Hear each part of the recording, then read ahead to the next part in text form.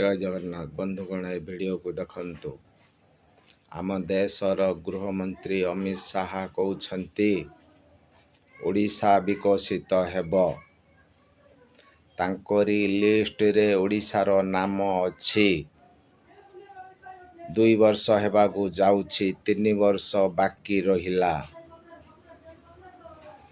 आपण फुलमाल ताली खाइबे ना गाली खाइबे देखिबा को रहिला बाकी। ये वीडियो को देखंतु। ओडिशा को बहुत लंबे समय से दूसरे राज्य के शासन से मुक्त कराने के लिए ओडिया भाइयों बहनों का बहुत बहुत धन्यवाद। कि जो परिवर्तन आपने किया है, डबल इंजन की सरकार बनाई है, मैं आपको विश्वास दिलाता हूं, देखते देखते देखते हमारा ओडिशा विकसित राज्यों के लिस्ट में अपने आप को शामिल कर